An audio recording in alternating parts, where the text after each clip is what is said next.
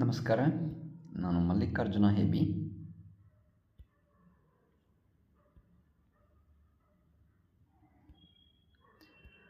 ಮಕ್ಕಳೇ, ನೀವು ಹಿಂದಿನ ತರಗತಿಯಲ್ಲಿ ಸಂತಾನೋತ್ಪತ್ತಿ ಘಟಕದಲ್ಲಿ ಕಲಿತಿರ್ತಕ್ಕಂಥ ಕಲಿಕಾಂಶಗಳನ್ನು ಪುನರ್ಮನನ ಮಾಡಿಕೊಳ್ಳೋಣ. ಒಂದು ಹೂವು ಗಂಡು ಅಥವಾ ಹೆಣ್ಣು ಪ್ರಜನನ ಭಾಗವನ್ನು ಹೊಂದಿರಬಹುದು. ಅಂತಹ ಹೂವಿಗೆ ಏಕಲಿಂಗಿ ಹೂವು ಅಂತ ಕರಿತೀವಿ. ಒಂದು ಹೂವಿನ ಪರಾಗಕೋಶದಿಂದ ಅದೇ ಹೂವಿನ ಅಥವಾ ಅದೇ ಜಾತಿಯ ಬೇರೊಂದು ಹೂವಿನ ಶಲಾಕಾಗ್ರಕ್ಕೆ ಪರಾಗದ ವರ್ಗಾವಣೆಗೆ ಪರಾಗಸ್ಪರ್ಶ ಅಂತ ಕರಿತೀವಿ. ಪುರುಷ ಲಿಂಗಾಣು ಮತ್ತು ಹೆಣ್ಣು ಲಿಂಗಾಣುವಿನ ಸಂಯೋಗಕ್ಕೆ ನಿಷೇಚನ ಅಂತ ಕರಿತೀವಿ. ಬೀಜ ಪ್ರಸರಣವು ಗಾಳಿಯ ಮೂಲಕ, ನೀರಿನ ಮೂಲಕ ಮತ್ತು ಪ್ರಾಣಿಗಳ ಮೂಲಕ ಜರುಗುತ್ತದೆ. ಮಕ್ಕಳೇ, ಈ ಚಿತ್ರಗಳಲ್ಲಿ ನೀವು ಏನನ್ನು ಗಮನಿಸ್ತೀರಾ? ಜೀರ್ಣಾಂಗ ವ್ಯವಸ್ಥೆ, ಉಸಿರಾಟದ ವ್ಯವಸ್ಥೆ, ರಕ್ತ ಪರಿಚಲನಾ ವ್ಯವಸ್ಥೆ. ಪ್ರತಿಯೊಂದು ಜೀವಿಯ ಉಳಿವಿಗಾಗಿ ಈ ಪ್ರಕ್ರಿಯೆಗಳು ಅತ್ಯಗತ್ಯವಾಗಿ ಬೇಕು. ಇವುಗಳನ್ನೇ ಜೀವಕ್ರಿಯೆಗಳು ಅಂತ ಕರಿತೀವಿ.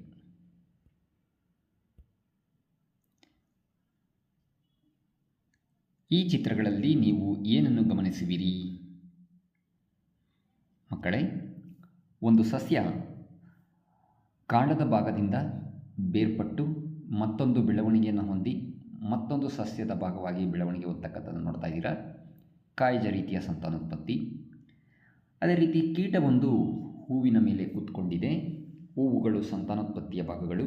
ಲೈಂಗಿಕ ರೀತಿಯ ಸಂತಾನೋತ್ಪತ್ತಿ ಆಗೋದನ್ನು ನೋಡ್ತಾ ಇದ್ದೀರಾ. ಅದೇ ರೀತಿ ಪೋಷಕರು, ತಂದೆ ಮತ್ತು ತಾಯಿಯರು ತಮ್ಮ ಮರಿಗೆ ಆಹಾರವನ್ನು ನೀಡ್ತಕ್ಕಂಥದ್ದು ನೋಡ್ತಾ ಇದ್ದೀರಾ.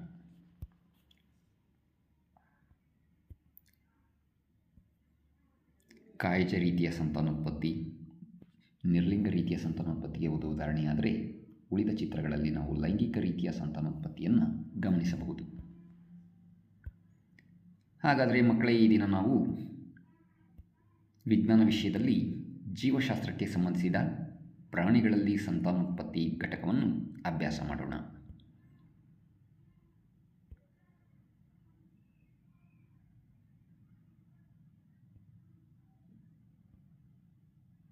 ಪಾಠದ ಕಲಿಕೆಗೆ ಬೇಕಾಗಿರುವ ಪೂರಕ ಸಾಮಗ್ರಿಗಳು: ದಾಸವಾಳ ಅಥವಾ ಸಾಸಿವೆ ಹೂವು, ಹೈಡ್ರಾದ ಶಾಶ್ವತ ಸ್ಲೈಡ್, ಫೋಲ್ಡ್ಸ್ಕೋಪ್ ಅಥವಾ ಮಸೂರ ಅಥವಾ ಸೂಕ್ಷ್ಮದರ್ಶಕ. ಈ ಅಧ್ಯಾಯವನ್ನು ಕಲಿತಾದ ಮೇಲೆ ನಾವು ಸಸ್ಯಗಳಲ್ಲಿ ಮತ್ತು ಪ್ರಾಣಿಗಳಲ್ಲಿ ಸಂತಾನೋತ್ಪತ್ತಿ ಪ್ರಕ್ರಿಯೆಯನ್ನು ವಿವರಿಸ್ತೀವಿ. ಲೈಂಗಿಕ ಮತ್ತು ಅಲೈಂಗಿಕ ಸಂತಾನೋತ್ಪತ್ತಿ ಕ್ರಿಯೆಗಳನ್ನು ವ್ಯತ್ಯಾಸ ಮಾಡ್ತೀವಿ. ಪ್ರೌಢಾವಸ್ಥೆಯಲ್ಲಿ ಆಗುವ ಬದಲಾವಣೆಗಳನ್ನು ಅರಿತು ಹದಿಹರೆಯ ವಯಸ್ಸಿನಲ್ಲಿ ತನ್ನಲ್ಲಾಗುವ ದೈಹಿಕ ಬದಲಾವಣೆಗಳಿಗೆ ಕಾರಣವನ್ನು ಕಂಡುಕೊಳ್ತೀವಿ. ಹದಿಹರೆಯದವರ ಪೋಷಣಾ ಅಗತ್ಯಗಳನ್ನು ಅರಿತು ಉತ್ತಮ ಆರೋಗ್ಯಕರ ಅಭ್ಯಾಸಗಳನ್ನು ಹೇಗೆ ಬೆಳೆಸುವುದು ಎಂಬುದನ್ನು ಗಮನಿಸ್ತೀವಿ. ಮಕ್ಕಳೇ, ನೀನು ಈ ಭೂಮಿ ಮೇಲೆ ಹೇಗೆ ಬಂದೆ? ಸಸ್ಯ ಮತ್ತು ಪ್ರಾಣಿಗಳು ಹೇಗಾದವು? ಪಕ್ಷಿಗಳೇಕೆ ಮೊಟ್ಟೆ ಇಡ್ತವೆ? ಎಲ್ಲ ಜೀವಿಗಳು ಮರಿ ಹಾಕುತ್ತವೆಯೇ? ಎಲ್ಲ ಸಸ್ಯಗಳು ಹೂ, ಕಾಯಿ, ಹಣ್ಣು ಬಿಡ್ತವೆಯಾ? ಎಲ್ಲ ಸಸ್ಯಗಳು ಬೀಜಗಳಿಂದಲೇ ಹುಟ್ಟಿ ಬೆಳೆದಿವೆಯಾ ಅಥವಾ ಕಾಂಡಗಳನ್ನು ನೆಡುವುದರಿಂದಲೂ ಬೆಳೆಯುತ್ತವೆಯೇ? ನಿನ್ನ ಈ ಎಲ್ಲ ಪ್ರಶ್ನೆಗಳಿಗೆ ಉತ್ತರ ಹಾಗೂ ವಿವರಣೆಯನ್ನು ಈ ಕೆಳಗಿನ ಕಲಿಕಾ ಚಟುವಟಿಕೆಗಳನ್ನು ಪೂರ್ಣಗೊಳಿಸುವುದರಿಂದ ತಿಳ್ಕೊಳ್ಳೋಣ. ಸಂತಾನೋತ್ಪತ್ತಿಯ ಪ್ರಾಮುಖ್ಯತೆ ಏನು?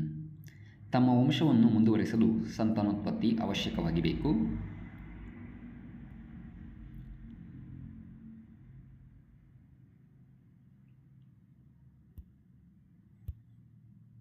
ಕಲಿಕಾಳೆ 1. ಕೆಳಗೆ ನೀಡಿರುವ ಜೀವಿಗಳಲ್ಲಿ ಕಂಡುಬರುವ ಸಂತಾನೋತ್ಪತ್ತಿ ವಿಧಗಳನ್ನು ಗುರುತಿಸಿ.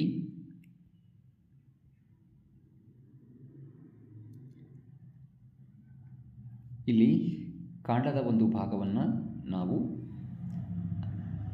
ಭೂಮಿಯನ್ನು ಮುಟ್ಟುವಂತೆ ಮಾಡಿ ಅದರಿಂದ ಬೇರ್ಪಡಿಸಿದ್ದೀವಿ ಕಾಂಡವನ್ನು.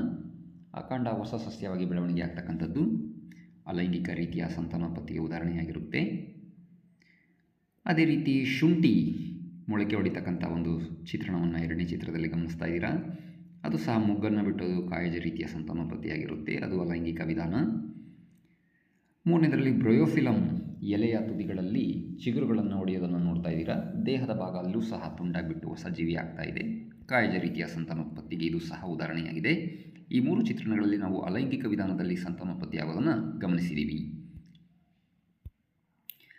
ಮುಂದಿನ ಚಿತ್ರಣಗಳಲ್ಲಿ ನಾವು ಗಮನಿಸತಕ್ಕಂಥ ಅಂಶಗಳನ್ನು ನೋಡೋಣ.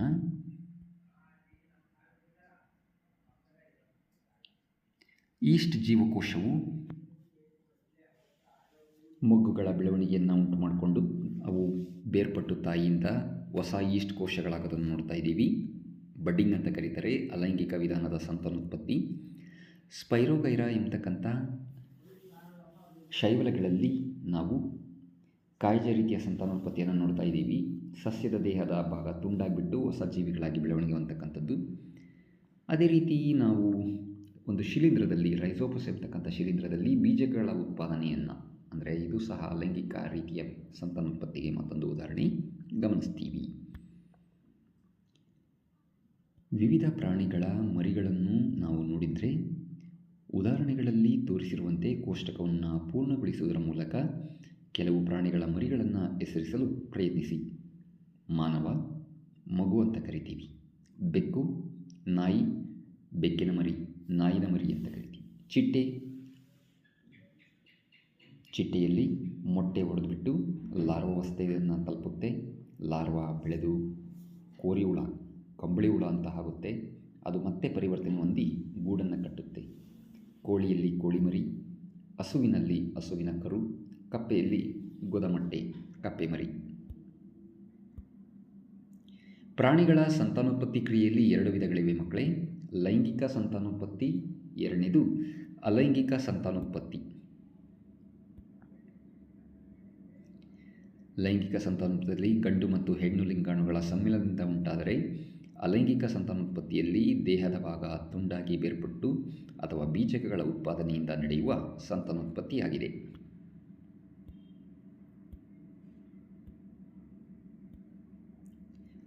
ಲೈಂಗಿಕ ಸಂತಾನೋತ್ಪತ್ತಿ ಅಂದರೆ ಏನು ಅಂತ ಗಮನಿಸೋಣ. ಗಂಡು ಮತ್ತು ಹೆಣ್ಣು ಲಿಂಗಾಣು ಕೋಶಗಳ ಸಮ್ಮಿಳನದಿಂದ ಪ್ರಾರಂಭವಾಗುವ ಸಂತಾನೋತ್ಪತ್ತಿ ಇದು. ಗಂಡು ಮತ್ತು ಹೆಣ್ಣು ಪ್ರಾಣಿಗಳು ಪ್ರತ್ಯೇಕವಾಗಿರುತ್ತವೆ. ಅಲೈಂಗಿಕ ಸಂತಾನೋತ್ಪತ್ತಿ ಎನ್ನುವುದು ಒಂದು ರೀತಿಯ ಸಂತಾನೋತ್ಪತ್ತಿಯಾಗಿದ್ದು ಲಿಂಗಾಣುಗಳ ಸಮ್ಮಿಲನವನ್ನು ಒಳಗೊಂಡಿರುವುದಿಲ್ಲ. ಒಂದೇ ಕೋಶದಿಂದ ಅಥವಾ ಬಹುಕೋಶೀಯ ಜೀವಿಗಳಿಂದ ಅಲೈಂಗಿಕ ಸಂತಾನೋತ್ಪತ್ತಿಯಿಂದ ಉಂಟಾಗುವ ಸಂತತಿ ಆ ಪೋಷಕರ ವಂಶವಾಹಿಗಳನ್ನು ಆನುವಂಶಿಕವಾಗಿ ಪಡೆಯುತ್ತದೆ. ಗಂಡು ಮತ್ತು ಹೆಣ್ಣು ಪ್ರಾಣಿಗಳು ಇರುವುದಿಲ್ಲ. ಕೆಳಗೆ ಸಸ್ಯಗಳಲ್ಲಿ ನಡೆಯುವ ಲೈಂಗಿಕ ಸಂತಾನೋತ್ಪತ್ತಿಯ ಭಾಗ ಅಥವಾ ಹಂತಗಳ ಚಿತ್ರಗಳನ್ನು ನೀಡಲಾಗಿದೆ. ಅವುಗಳನ್ನು ಗುರುತಿಸಿ ವಿವರಿಸಲಿಕ್ಕೆ ಪ್ರಯತ್ನ ಪಡಿ. ಚಿತ್ರ 1ರಲ್ಲಿ ಹೂವಿನಲ್ಲಿ ಗಂಡು ಲಿಂಗಾಣುವಿನ ರಚನೆಯನ್ನು ತೋರಿಸ್ತಕ್ಕಂಥ ರಚನೆ ಇದೆ. ಅಂದರೆ ಅದರಲ್ಲಿ ಆಂಡ್ರೋಶಿಯಂ ಭಾಗ ಅಂತ ಕರಿತೀವಿ. ಅಲ್ಲಿ ಪರಾಗ ಕೋಶಗಳಲ್ಲಿ ಪರಾಗರೇಣುಗಳು ಉತ್ಪತ್ತಿಯಾಗ್ತಕ್ಕಂಥ ಕೇಸರ ಸಮೂಹ ನೋಡ್ತಾ ಇದ್ದೀವಿ. ಕೇಸರ ದಂಡವನ್ನು ನೋಡ್ತಾ ಇದ್ದೀವಿ. ಎರಡನೇ ಚಿತ್ರದಲ್ಲಿ ಹೂವಿನಲ್ಲಿ ಹೆಣ್ಣು ಲಿಂಗಾಣು ಸಮುಚ್ಚಯ, ಗೈನೋಶಿಯಂ ಅಂತ ಕರೀತಾರೆ. ಆ ಗೈನೋಶಿಯಂ ಭಾಗದಲ್ಲಿ ಹೆಣ್ಣು ಲಿಂಗಾಣು ಸಮುಚ್ಚಯದಲ್ಲಿ ನಾವು ಶಲಾಕಾಗ್ರ, ಶಲಾಕನಳಿಕೆ, ಅಂಡಾಶಯ, ಅಂಡಕ ಭಾಗಗಳನ್ನು ಗಮನಿಸ್ತೀವಿ. ಇನ್ನು ಮೂರನೇ ಚಿತ್ರದಲ್ಲಿ ಸ್ವಕೀಯ ಪರಾಗಸ್ಪರ್ಶ ಕ್ರಿಯೆ ಮತ್ತು ಪರಕೀಯ ಪರಾಗಸ್ಪರ್ಶ ಕ್ರಿಯೆಗಳನ್ನು ಗಮನಿಸ್ಬೋದು. 4ನೇ ಚಿತ್ರದಲ್ಲಿ ಪರಾಗಕೋಶವು ಕೇಸರದ ಇರತಕ್ಕಂಥ ಗಂಡು ಲಿಂಗಾಣು ಹೆಣ್ಣು ಲಿಂಗಾಣುವಿನ ಮೇಲೆ, ಅಂದರೆ ಶಲಾಕಾಗ್ರದ ಮೇಲೆ ಬಿದ್ದು ಅದು ಮೊಳೆತು ಹೆಣ್ಣು ಲಿಂಗಾಣು ಕೋಶವನ್ನು ತಲುಪತಕ್ಕಂಥ ರಾಸಾಯನಿಕ ಅನುವರ್ತನೆಯನ್ನು ಗಮನಿಸ್ತಾ ಇದ್ದೀವಿ. ಇನ್ನು 5ನೇ ಚಿತ್ರದಲ್ಲಿ ಭ್ರೂಣವು ಭವಿಷ್ಯದ ಬೀಜವಾಗಿ ಬೆಳವಣಿಗೆ ಹೊಂದತಕ್ಕಂಥ ರಚನೆ, ಅಂಡಾಶಯ ಭಾಗ ಹಣ್ಣಾಗಿ ಬೆಳೀತಕ್ಕಂಥ ರಚನೆಯನ್ನು ಗಮನಿಸ್ತೀವಿ. ಹಾಗಾದರೆ ಅಲೈಂಗಿಕ ಸಂತಾನೋತ್ಪತ್ತಿಯಿಂದ ಆಗ್ತಕ್ಕಂಥ ಅನುಕೂಲ ಮತ್ತು ಅನಾನುಕೂಲಗಳನ್ನು ನೋಡೋದಾದರೆ, ಪೋಷಕರಿಗೆ ತಳೀಯವಾಗಿ ಹೋಲುವ ಸಂತತಿಯನ್ನು ಉತ್ಪಾದಿಸುತ್ತೆ. ಒಂದು ಜೀವಿಯು ಹೆಚ್ಚಿನ ಸಂಖ್ಯೆಯ ಸಂತತಿಯನ್ನು ತ್ವರಿತವಾಗಿ ಉತ್ಪಾದನೆ ಮಾಡುತ್ತೆ ಅಲೈಂಗಿಕ ರೀತಿಯ ಸಂತಾನೋತ್ಪತ್ತಿಯಲ್ಲಿ. ಅನಾನುಕೂಲ: ಅಸ್ಥಿರ ಅಥವಾ ಅನಿರೀಕ್ಷಿತ ವಾತಾವರಣದಲ್ಲಿ ಎಲ್ಲ ಸಂತತಿಗಳು ತಳೀಯವಾಗಿ ಒಂದೇ ಆಗಿರೋದ್ರಿಂದ ವಿಭಿನ್ನ ಪರಿಸ್ಥಿತಿಗಳಿಗೆ ಹೊಂದಿಕೊಳ್ಳದಿರೋದಿಲ್ಲ. ಇನ್ನು ಲೈಂಗಿಕ ಸಂತಾನೋತ್ಪತ್ತಿಯಿಂದ ಆಗ್ತಕ್ಕಂಥ ಅನುಕೂಲಗಳ ಕಡೆ ಗಮನ ಹರಿಸೋದಾದರೆ, ಹೊಸ ವ್ಯಕ್ತಿಗಳು ಹೆಚ್ಚಿನ ದೃಢತೆಯನ್ನು ಹೊಂದಿರ್ತಾರೆ, ಅನಿರೀಕ್ಷಿತ ಅಥವಾ ಬದಲಾಗುತ್ತಿರುವ ವಾತಾವರಣದಲ್ಲಿ ಬದುಕುಳಿಯುತ್ತಾರೆ ಹಾಗೂ ಸಂತಾನೋತ್ಪತ್ತಿಯನ್ನು ನಿರ್ವಹಣೆ ಮಾಡ್ತಾರೆ. ಅನಾನುಕೂಲ ಏನಪ್ಪ ಅಂದರೆ, ಜನಸಂಖ್ಯೆಯ ಅರ್ಧದಷ್ಟು ಮಾತ್ರ, ಅಂದರೆ ಹೆಣ್ಣು ಮಾತ್ರ ಸಂತತಿಯನ್ನು ಉತ್ಪಾದನೆ ಮಾಡುತ್ತೆ. ಆದ್ದರಿಂದ ಅಲೈಂಗಿಕ ಸಂತಾನೋತ್ಪತ್ತಿಗೆ ಹೋಲಿಸಿದರೆ ಕಡಿಮೆ ಸಂತತಿ ಉತ್ಪತ್ತಿಯಾಗುತ್ತೆ. ದಾಸವಾಳ ಹೂವಿನಲ್ಲಿನ ಸಂತಾನೋತ್ಪತ್ತಿ ಕ್ರಿಯೆ ಲೈಂಗಿಕ ಸಂತಾನೋತ್ಪತ್ತಿಯನ್ನು ಸ್ಮರಿಸಿಕೊಳ್ಳೋಣ. ದಾಸವಾಳದಲ್ಲಿ ಲೈಂಗಿಕ ರೀತಿಯ ಸಂತಾನೋತ್ಪತ್ತಿ ಕ್ರಿಯೆ ಹೇಗೆ ನಡೆಯುತ್ತೆ ಎಂಬುದನ್ನು ಗಮನಿಸೋಣ. ಹೂವಿನ ಭಾಗಗಳನ್ನು ತೋರಿಸ್ತಕ್ಕಂಥ ಚಿತ್ರದಲ್ಲಿ ನೀವು ಗಮನಿಸ್ತಾ ಇದ್ದೀರಾ. ಲೈಂಗಿಕ ರೀತಿಯ ಸಂತಾನೋತ್ಪತ್ತಿಯಲ್ಲಿ ಪ್ರಾಣಿಗಳು ಅಥವಾ ಸಸ್ಯಗಳು ಗಂಡು ಮತ್ತು ಹೆಣ್ಣು ಸಂತಾನೋತ್ಪತ್ತಿ ಅಂಗಗಳನ್ನು ಹೊಂದಿರ್ತವೆ. ಸಸ್ಯಗಳಂತೆಯೇ ಪ್ರಾಣಿಗಳಲ್ಲಿ ಸಂತಾನೋತ್ಪತ್ತಿ ಮಾಡುವ ಅಂಗಗಳು ಲಿಂಗಾಣುಗಳನ್ನು ಉತ್ಪತ್ತಿ ಮಾಡುತ್ತವೆ. ಲಿಂಗಾಣುಗಳ ಸಂಯೋಗ ಹೊಂದಿ ಯುಗ್ಮಜ ಝೈಗೋಟ್ ಆಗ್ತದೆ. ಯುಗ್ಮಜ ಹೊಸ ಜೀವಿಯಾಗಿ ಬೆಳೆಯುತ್ತದೆ. ಗಂಡು ಮತ್ತು ಹೆಣ್ಣು ಲಿಂಗಾಣುಗಳ ಸಮ್ಮಿಲನದಿಂದ ಪ್ರಾರಂಭವಾಗುವ ಸಂತಾನೋತ್ಪತ್ತಿಗೆ ಲೈಂಗಿಕ ಸಂತಾನೋತ್ಪತ್ತಿ ಅಂತ ಕರಿತೀವಿ. ಇನ್ನು ಗಂಡು ಸಂತಾನೋತ್ಪತ್ತಿ ಅಂಗಗಳು ಏನನ್ನು ಒಳಗೊಂಡಿದ್ದಾವೆ ಎಂಬುದನ್ನು ಗಮನಿಸುವುದಾದರೆ, ಮನುಷ್ಯನ ಗಂಡು ಸಂತಾನೋತ್ಪತ್ತಿ ವ್ಯೂಹದಲ್ಲಿ ಒಂದು ಜೊತೆ ವೃಷಣ ಟೆಸ್ಟಿಸ್, 2 ವೀರ್ಯನಾಳ ಹಾಗೂ 1 ಶಿಶ್ನ ಪೆನ್ನಿಸ್ ಎಂಬತಕ್ಕಂಥ ಭಾಗಗಳನ್ನು ಗಮನಿಸ್ತೀವಿ.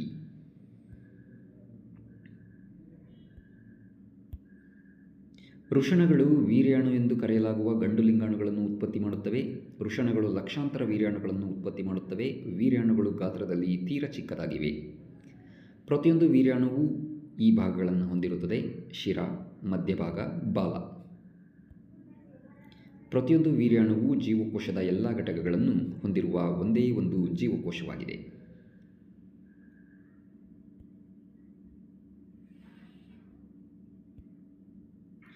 ವೀರ್ಯಾಣುವಿನ ಬಾಲ ಯಾವ ಉದ್ದೇಶವನ್ನು ಪೂರೈಸುತ್ತದೆ?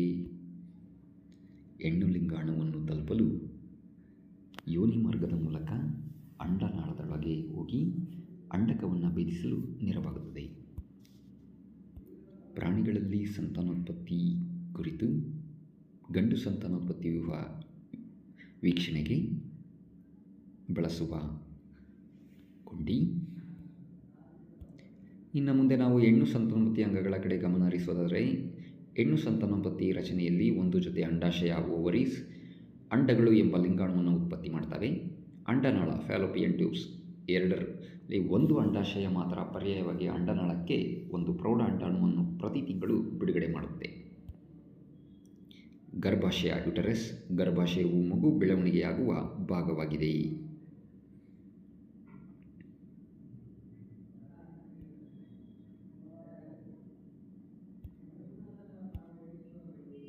ವೀರ್ಯಾಣುವಿನಂತೆಯೇ ಅಂಡಾಣುವು ಒಂದೇ ಒಂದು ಜೀವಕೋಶವಾಗಿದೆ. ಹೆಣ್ಣು ಸಂತಾನೋತ್ಪತ್ತಿ ಅಂಗಗಳ ವೀಕ್ಷಣೆಗಾಗಿ ಬಳಸಬಹುದಾದ ಯೂಟ್ಯೂಬ್ ಕೊಂಡಿ. ಮುಂದಿನ ಕಲಿಕೆ ಹಾಳೆಯಲ್ಲಿ ನಾವು ಕೆಳಗಿನ ಚಿತ್ರಗಳನ್ನು ಗಮನಿಸಿ ಚಿತ್ರಕ್ಕೆ ಸಂಬಂಧಿಸಿದ ವಿವರಣೆಯನ್ನು ನೀಡಲಿಕ್ಕೆ ಪ್ರಯತ್ನ ಪಡೋಣ. ಗಂಡು ಸಂತಾನೋತ್ಪತ್ತಿ ವ್ಯೂಹದ ಚಿತ್ರ, ಹೆಣ್ಣು ಸಂತಾನೋತ್ಪತ್ತಿ ವ್ಯೂಹದ ಚಿತ್ರ.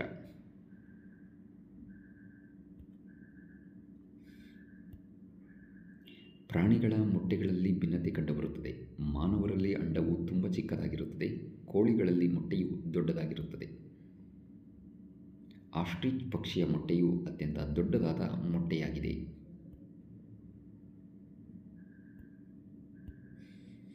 ನಿಷೇಚನ ಸಂತಾನೋತ್ಪತ್ತಿ ಪ್ರಕ್ರಿಯೆಯಲ್ಲಿ ಮೊದಲ ಹಂತ ವೀರ್ಯಾಣು ಮತ್ತು ಅಂಡಾಣುಗಳ ಸಮ್ಮಿಲನವಾಗಿದೆ.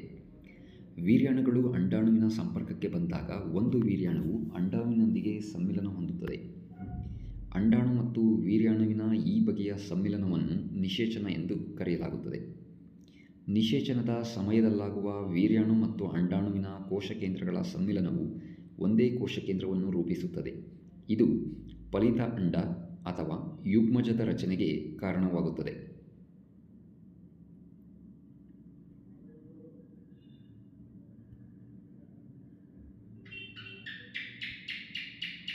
ನಿಷೇಚನ ಪ್ರಕ್ರಿಯೆ ಎಂದರೆ ತಾಯಿಯ ಅಂಡಾಣುಕೋಶ ಮತ್ತು ತಂದೆಯ ವೀರ್ಯಾಣುಕೋಶದ ಸಂಯೋಗವಾಗಿದೆ.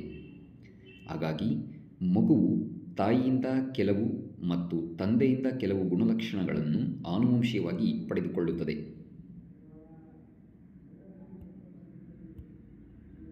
ಕೆಳಗಿನ ಚಿತ್ರಗಳನ್ನು ಗಮನಿಸಿ ಚಿತ್ರಕ್ಕೆ ಸಂಬಂಧಿಸಿದ ವಿವರಣೆಯನ್ನು ನೀಡಿರಿ. ನಿಷೇಚನ, ಯುಗ್ಮಜ.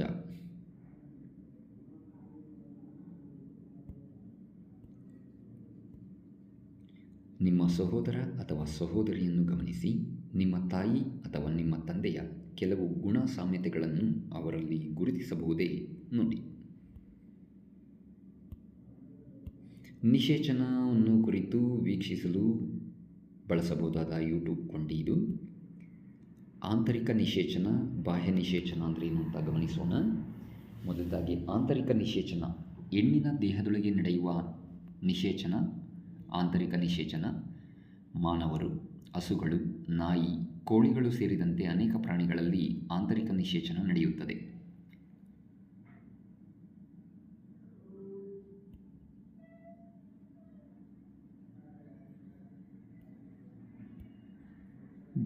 ಒಂದೇ ಕೋಶವು ಅಷ್ಟು ದೊಡ್ಡದಾಗಿ ಹೇಗಾಗುತ್ತೆ ಮಕ್ಕಳೇ? ಮೈಟಾಸಿಸ್, ಕೋಶ ವಿಭಜನೆ ಮುಂದುವರಿಯುತ್ತೆ. ನಿಷೇಚನದಿಂದ ಯುಗ್ಮಜ ಉಂಟಾಗಿ ಅದು ಭ್ರೂಣವಾಗಿ ಬೆಳೆಯಲು ಪ್ರಾರಂಭಿಸುತ್ತದೆ. ಗರ್ಭಕೋಶವು ಪದೇ ಪದೇ ವಿಭಜನೆಗೊಂಡು ಅನೇಕ ಜೀವಕೋಶಗಳ ಉಂಡೆಯಾಗಿ ರೂಪುಗೊಳ್ಳುತ್ತದೆ. ನಂತರ ಈ ಕೋಶಗಳು ವಿಭಿನ್ನ ಅಂಗಾಂಶಗಳು ಮತ್ತು ದೇಹದ ಅಂಗಗಳಾಗಿ ಬೆಳೆಯುವ ಗುಂಪುಗಳನ್ನು ರೂಪಿಸಲು ಪ್ರಾರಂಭಿಸುತ್ತವೆ. ಅಭಿವರ್ಧನೆ ಹೊಂದುತ್ತಿರುವ ಈ ರಚನೆಯನ್ನು ಭ್ರೂಣ ಎಂದು ಕರೆಯಲಾಗುತ್ತದೆ. ಭ್ರೂಣವು ಮತ್ತಷ್ಟು ಬೆಳವಣಿಗೆಗಾಗಿ ಗರ್ಭಾಶಯದ ಗೋಡೆಯಲ್ಲಿ ನಾಟಿಕೊಳ್ಳುತ್ತದೆ. ಈ ಹಂತದಲ್ಲಿ ಮಾಡಿದ ಮೂತ್ರ ಪರೀಕ್ಷೆಯು ಗರ್ಭಧಾರಣೆಯನ್ನು ಖಚಿತಪಡಿಸುತ್ತದೆ.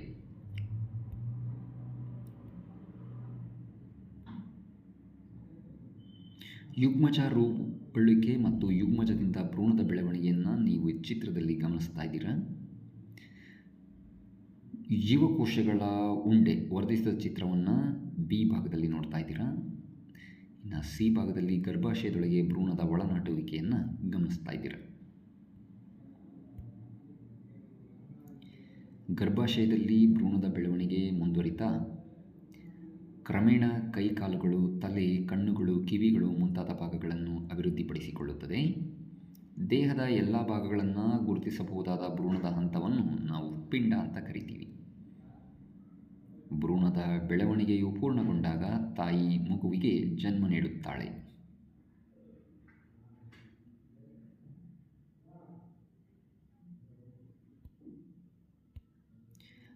ಮಕ್ಕಳೇ, ನೀವಿಲ್ಲಿ ಹಲವು ಪ್ರಾಣಿಗಳಲ್ಲಿ ಗರ್ಭಾವಸ್ಥೆಯ ಅವಧಿಗಳನ್ನು ವೀಕ್ಷಿಸಬಹುದು. ಗರ್ಭಾವಸ್ಥೆ ಗರ್ಭ ಧರಿಸಿದಾಗಿನಿಂದ ಮಗುವಿನ ಜನನದವರೆಗಿನ ಅವಧಿ.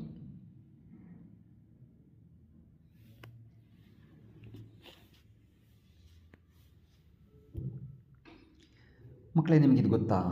ಕೆಲವು ಮಹಿಳೆಯರಲ್ಲಿ ಅಂಡಾಶಯಗಳನ್ನು ಕಟ್ಟಿಕೊಂಡಿರುತ್ತೆ. ನಿಷೇಚನಕ್ಕಾಗಿ ವೀರ್ಯಾಣುಗಳು ಅಂಡಾಣುವನ್ನು ತಲುಪಲು ಸಾಧ್ಯವಿಲ್ಲದ ಕಾರಣ ಆ ಮಹಿಳೆಯರಿಗೆ ಮಗುವಿಗೆ ಜನ್ಮ ನೀಡಲಿಕ್ಕೆ ಸಾಧ್ಯ ಆಗಲ್ಲ. ಈ ಸಮಸ್ಯೆಗೆ ಏನಾದರೂ ಪರಿಹಾರ ಇದೆಯೇ? ಹೌದು, ಈ ಸಮಸ್ಯೆಗೆ ಒಂದು ತಂತ್ರ ಇದೆ ಮಕ್ಕಳೇ. ಅದು ಯಾವುದು ಅಂತ ಈಗ ನಾವು ಮುಂದೆ ಗಮನಿಸೋಣ. In vitro fertilisation. ವೈದ್ಯರು ಹೊಸದಾಗಿ ಬಿಡುಗಡೆಯಾದ ಅಂಡಾಣು ಅಥವಾ ವೀರ್ಯಾಣುಗಳನ್ನು ಸಂಗ್ರಹಿಸ್ತಾರೆ. ಅದನ್ನು ಇನ್ವಿಟ್ರೋ ನಿಷೇಚನಕ್ಕಾಗಿ ಅಂದರೆ ದೇಹದಿಂದ ಹೊರಗೆ ಅವುಗಳ ಮಿಲನವನ್ನು ಮಾಡಿಸ್ತಾರೆ. ಕೆಲವು ಗಂಟೆಗಳ ಕಾಲ ಅವುಗಳನ್ನು ಒಟ್ಟಾಗಿ ಪ್ರಮಾಣದಲ್ಲಿ ಇಡ್ತಾರೆ. ನಿಷೇಚನವು ನಡೆದಾಗ 1 ವಾರದವರೆಗೆ ಬೆಳವಣಿಗೆಯನ್ನು ಪೂರ್ಣಗೊಳಿಸಿದ ನಂತರ ಯುಗ್ಮಜವನ್ನು ತಾಯಿಯ ಗರ್ಭಾಶಯದಲ್ಲಿ ಇರಿಸಲಾಗುತ್ತೆ. ಮಗುವಿನ ನಂತರದ ಬೆಳವಣಿಗೆ ಗರ್ಭಾಶಯದಲ್ಲಿ ನಡೆಯುತ್ತದೆ ಮತ್ತು ಇದು ಯಾವುದೇ ಇತರ ಮಗುವಿನಂತೆ ಜನಿಸುತ್ತದೆ. ಈ ತಂತ್ರದ ಮೂಲಕ ಜನಿಸಿದ ಮಕ್ಕಳನ್ನು ನಾವು ಪ್ರಣಾಳ ಶಿಶುಗಳು ಅಂತ ಕರಿತೀವಿ. ಈ ಪದವು ತಪ್ಪು ಗ್ರಹಿಕೆಗೆ ಕಾರಣವಾಗಿದೆ, ಏಕೆಂದರೆ ಮಕ್ಕಳು ಪ್ರಣಾಳಗಳಲ್ಲಿ ಬೆಳೆಯುವುದಿಲ್ಲ. ಲೂಯಿಸ್ ಬ್ರೌನ್ ಅವರು ಪ್ರಪಂಚದ ಮೊದಲ ಪ್ರಣಾಳ ಶಿಶುವಾಗಿದ್ದಾರೆ.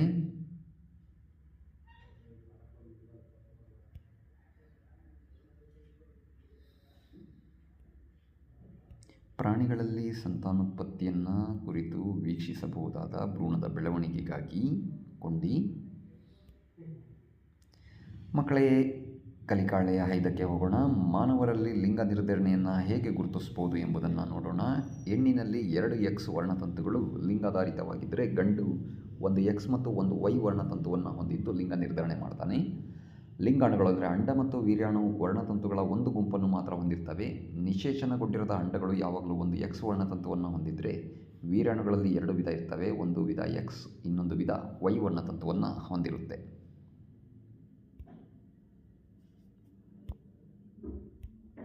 ಸರಿಯಾದ ಆಯ್ಕೆಯನ್ನು ಆರಿಸಿ ಬರೆಯಿರಿ. ಆಂತರಿಕ ನಿಷೇಚನ ನಡೆಯುವುದು ಹೆಣ್ಣಿನ ದೇಹದಲ್ಲಿ, ಹೆಣ್ಣಿನ ದೇಹದ ಹೊರಗಡೆ, ಗಂಡಿನ ದೇಹದಲ್ಲಿ, ಗಂಡಿನ ದೇಹದ ಹೊರಗೆ. ಹೆಣ್ಣಿನ ದೇಹದಲ್ಲಿ ಯುಗ್ಮಜದಲ್ಲಿ ಇರುವ ಕೋಶ ಕೇಂದ್ರಗಳ ಸಂಖ್ಯೆ ಇರುವುದಿಲ್ಲ. 1, 2 4. ಝೈಗೋಟ್ ಆಯಿತು ಅಂದರೆ ಮೇಲ್ ಆ್ಯಂಡ್ ಫೀಮೇಲ್ ಲಿಂಗಾಣುಗಳು ಸಮ್ಮಿಲನ ಹೊಂದಿದಾಗ ಡಿಪ್ಲಾಯ್ಡ್ ಕಂಡೀಷನಲ್ಲಿ ಕೋಶ ಕೇಂದ್ರಗಳು ಮಿಲನ ಆಗ್ತವೆ.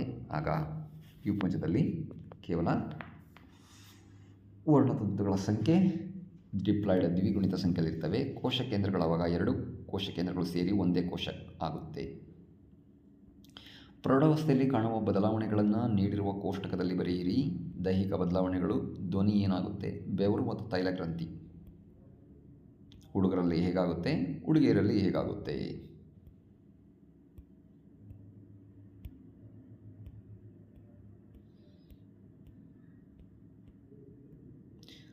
ಲೈಂಗಿಕ ಅಂಗಗಳು ಅದರಲ್ಲಿ ಹುಡುಗರಲ್ಲಿ ಹೇಗೆ ಬೆಳವಣಿಗೆ ಆಗ್ತವೆ, ಹುಡುಗಿಯರಲ್ಲಿ ಹೇಗೆ ಬದಲಾವಣೆ ಆಗ್ತವೆ. ಮಾನಸಿಕ ಭಾವನಾತ್ಮಕ ಪ್ರಬುದ್ಧತೆ ಹುಡುಗರಲ್ಲಿ ಹೇಗಿರುತ್ತೆ, ಹುಡುಗಿಯರಲ್ಲಿ ಹೇಗಿರುತ್ತೆ. ಕೆಳಗಿನ ಹೇಳಿಕೆಗಳನ್ನು ಗಮನಿಸಿ ಮಕ್ಕಳೇ. ಸರಿಯೋ ಅಥವಾ ತಪ್ಪೋ ಎಂದು ಗುರುತಿಸಿ. ಅಂಡಜ ಪ್ರಾಣಿಗಳು ಮರಿಗಳಿಗೆ ಜನ್ಮ ನೀಡುತ್ತವೆ. ತಪ್ಪಾದ ಉತ್ತರ. ಪ್ರತಿ ವೀರ್ಯವು ಒಂದು ಏಕಕೋಶವಾಗಿದೆ. ಸರಿಯಾದ ಉತ್ತರ. ಲಿಂಗಾಣು ಎಂಬ ಕೋಶದಿಂದ ಹೊಸ ಮಾನವ ಜೀವಿ ಬೆಳೆಯುತ್ತದೆ. ಲಿಂಗಾಣು ಎಂಬ ಕೋಶದಿಂದ ಹೊಸ ಮಾನವ ಜೀವಿ ಬೆಳೆಯೋದಿಲ್ಲ, ಯುಗ್ಮಜದಿಂದ ಹೊಸ ಮಾನವ ಜೀವಿ ಬೆಳೆಯುತ್ತೆ. ನಿಷೇಚನದ ನಂತರ ಇಟ್ಟ ಮೊಟ್ಟೆ ಒಂದೇ ಜೀವಕೋಶದಿಂದ ಮಾಡಲ್ಪಟ್ಟಿರುತ್ತೆ. ಸರಿಯಾದ ಉತ್ತರ. ನಿಷೇಚನದ ಪರಿಣಾಮವಾಗಿ ಒಂದು ಯುಗ್ಮಜ ರೂಪುಗೊಳ್ಳುತ್ತೆ. ಸರಿಯಾದ ಉತ್ತರ. ಒಂದು ಭ್ರೂಣವು ಒಂದು ಕೋಶದಿಂದ ಮಾಡಲ್ಪಟ್ಟಿದೆ. ಒಂದು ಭ್ರೂಣ ಒಂದು ಕೋಶದಿಂದ ಮಾಡಲ್ಪಟ್ಟಿರಲ್ಲ, ಅದು ಅನೇಕ ಬಾರಿ ಕೋಶ ವಿಭಜನೆಗೆ ಒಳಗಾಗಿರುತ್ತೆ. ತಂದೆ ಮತ್ತು ತಾಯಿ 2 ಕೋಶಗಳ ಸಮ್ಮಿಲನ ಆಗಿರುತ್ತೆ. ವಸಂತಕಾಲ ಅಥವಾ ಮಳೆಗಾಲದಲ್ಲಿ ಕೆಲವು ಕೊಳಗಳು ಅಥವಾ ನಿಧಾನವಾಗಿ ಹರಿಯುವ ತೊರೆಗಳನ್ನು ವೀಕ್ಷಿಸಿ. ನೀರಿನಲ್ಲಿ ತೇಲುತ್ತಿರುವ ಕಪ್ಪೆಯ ಮೊಟ್ಟೆಗಳ ಸಮೂಹವನ್ನು ಹುಡುಕಿ ನೋಡಿ. ಮೊಟ್ಟೆಗಳ ಬಣ್ಣ ಮತ್ತು ಗಾತ್ರವನ್ನು ಬರೆದಿಡಿ. ಮಕ್ಕಳೇ, ಆಂತರಿಕ ನಿಷೇಚನ ಆದಮೇಲೆ ನಾವೀಗ ಬಾಹ್ಯ ನಿಷೇಚನ ಕಡೆ ಗಮನ ಹರಿಸೋಣ. ಅನೇಕ ಪ್ರಾಣಿಗಳಲ್ಲಿ ನಿಷೇಚನ ಕ್ರಿಯೆ ಹೆಣ್ಣಿನ ದೇಹದ ಹೊರಗೆ ನಡೆಯುತ್ತೆ. ಈ ಪ್ರಾಣಿಗಳಲ್ಲಿ ನಿಷೇಚನವು ನೀರಿನಲ್ಲಿ ನಡೆಯುತ್ತೆ. ಬಾಹ್ಯ ಗರ್ಭಧಾರಣೆ ಅಂತ ಕರಿತೀವಿ. ಉಭಯವಾಸಿಗಳಲ್ಲಿ ಸರ್ವೇ ಸಾಮಾನ್ಯ. ವಸಂತ ಋತುವಿನಲ್ಲಿ ಅಥವಾ ಮಳೆಗಾಲದಲ್ಲಿ ಗಂಡು ಕಪ್ಪೆಗಳು ಮತ್ತು ಹೆಣ್ಣು ಕಪ್ಪೆಗಳು ಕೊಳಗಳಿಗೆ ಮತ್ತು ನಿಧಾನವಾಗಿ ಹರಿಯುವ ತೊರೆಗಳಿಗೆ ತೆರಳುತ್ತವೆ. ಗಂಡು ಮತ್ತು ಹೆಣ್ಣು ನೀರಿನಲ್ಲಿ ಜೊತೆಗೂಡಿದಾಗ ಹೆಣ್ಣು 100 ಮೊಟ್ಟೆಗಳನ್ನು ಇಡುತ್ತೆ. ಕೋಳಿ ಮೊಟ್ಟೆಯಂತೆ ಕಪ್ಪೆಯ ಮೊಟ್ಟೆಯು ಕವಚದಿಂದ ಆವರಿಸಲ್ಪಟ್ಟಿಲ್ಲ ಮತ್ತು ಇದು ತುಲನಾತ್ಮಕವಾಗಿ ಬಹಳ ಸೂಕ್ಷ್ಮವಾಗಿರುತ್ತೆ. ಲೋಳೆ ಪದರವು ಒಟ್ಟಾಗಿ ಮೊಟ್ಟೆಗಳನ್ನು ಹಿಡಿದಿಟ್ಟುಕೊಳ್ಳುತ್ತದೆ ಮತ್ತು ಮೊಟ್ಟೆಗಳಿಗೆ ರಕ್ಷಣೆಯನ್ನು ಒದಗಿಸುತ್ತೆ. ಹೆಣ್ಣು ಮೊಟ್ಟೆಗಳನ್ನು ಇಟ್ಟ ನಂತರ ಗಂಡು ಅವುಗಳ ಮೇಲೆ ವೀರ್ಯಾಣುಗಳನ್ನು ಸ್ರವಿಸುತ್ತದೆ. ಪ್ರತಿ ವೀರ್ಯಾಣು ತನ್ನ ಉದ್ದನೆಯ ಬಾಲದ ಸಹಾಯದಿಂದ ನೀರಿನಲ್ಲಿ ಅಡ್ಡದಿಡ್ಡಿ ಈಜುತ್ತದೆ. ಈ ವೀರ್ಯಾಣುಗಳು ಮೊಟ್ಟೆಗಳೊಂದಿಗೆ ಸಂಪರ್ಕಕ್ಕೆ ಬರುತ್ತವೆ. ಇದು ನಿಷೇಚನಕ್ಕೆ ಕಾರಣವಾಗುತ್ತದೆ. ಈ ಪ್ರಕಾರದ ನಿಷೇಚನದಲ್ಲಿ ಒಂದು ಗಂಡು ಮತ್ತು ಹೆಣ್ಣು ಜೀವಿಯ ಲಿಂಗಾಣುವಿನ ಸಂಯೋಗ ದೇಹದ ಹೊರಗೆ ನಡೆಯುವುದನ್ನು ಬಾಹ್ಯ ನಿಷೇಚನ ಎನ್ನುತ್ತೇವೆ. ಇದು ಮೀನು, ನಕ್ಷತ್ರ ಮೀನು ಮುಂತಾದ ಜಲವಾಸಿಗಳಲ್ಲಿ ಸಾಮಾನ್ಯವಾಗಿ ಕಂಡುಬರುತ್ತೆ.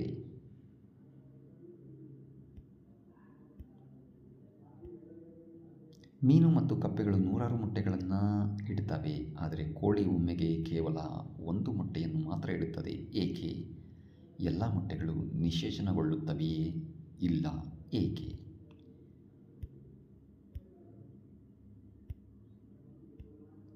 ಕಪ್ಪೆ ಮತ್ತು ಮೀನಿನಲ್ಲಿ ಬಾಹ್ಯ ನಿಷೇಚನ ಹೇಗಾಗುತ್ತೆ ಎಂಬುದನ್ನು ಗಮನಿಸೋಣ. ಮೊಟ್ಟೆಗಳು ಮತ್ತು ವೀರ್ಯಾಣುಗಳು ನೀರಿನ ಚಲನೆ, ಗಾಳಿ ಮತ್ತು ಮಳೆಗೆ ಸಿಲುಕುತ್ತವೆ.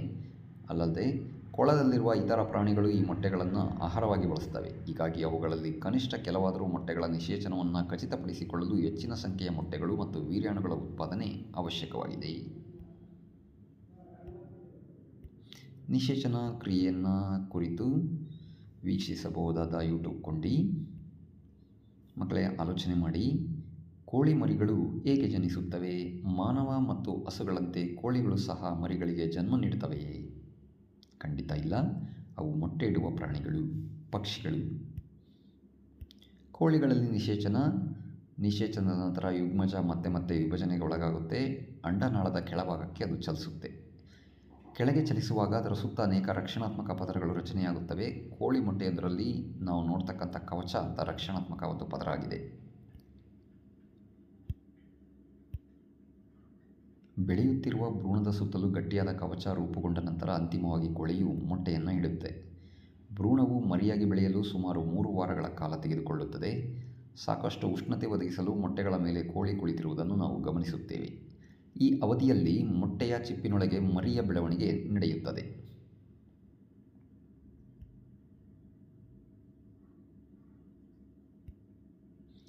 ಕೋಳಿ ಮರಿಯ ಸಂಪೂರ್ಣ ಬೆಳವಣಿಗೆ ಆದ ನಂತರ ಅದು ಮೊಟ್ಟೆಯ ಚಿಪ್ಪನ್ನು ಒಡೆದುಕೊಂಡು ಹೊರಬರುತ್ತದೆ. ಕಪ್ಪೆಗಳಲ್ಲಿ ಬಾಹ್ಯ ನಿಷೇಚನಕ್ಕೆ ಒಳಗಾಗುವ ಪ್ರಾಣಿಗಳಲ್ಲಿ ಭ್ರೂಣದ ಬೆಳವಣಿಗೆ ಹೆಣ್ಣು ದೇಹದ ಹೊರಗಡೆ ನಡೆಯುತ್ತದೆ. ಭ್ರೂಣಗಳು ತಮ್ಮ ಮೊಟ್ಟೆಯ ಹೊದಿಕೆಯೊಳಗೆ ಬೆಳೆಯುತ್ತವೆ.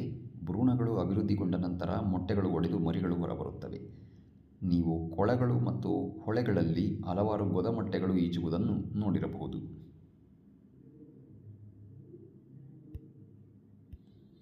ಅಂಡಜ ಮತ್ತು ಜರಾಯುಜ ಪ್ರಾಣಿಗಳು ಏನು ಅಂತ ಗಮನಿಸೋಣ. ಮರಿಗಳಿಗೆ ಜನ್ಮ ನೀಡುವ ಪ್ರಾಣಿಗಳನ್ನು ಜರಾಯುಜ ಪ್ರಾಣಿಗಳು ವೈವಿಪ್ಯಾರಸ್ ಅಂತ ಕರೀತಾರೆ. ಮೊಟ್ಟೆಗಳನ್ನು ಇಡುವ ಪ್ರಾಣಿಗಳಿಗೆ ಓವಿಪ್ಯಾರಸ್ ಅಂಡಜ ಪ್ರಾಣಿಗಳು ಅಂತ ಕರಿತೀವಿ.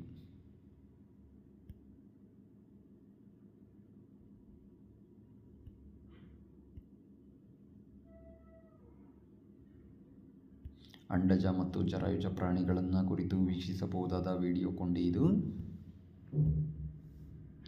ಮರಿಗಳಿಗೆ ಜನ್ಮ ನೀಡುವ ಮತ್ತು ಮೊಟ್ಟೆ ಇಡುವ ಪ್ರಾಣಿಗಳನ್ನು ಪಟ್ಟಿ ಮಾಡಿ ಮಕ್ಕಳೇ.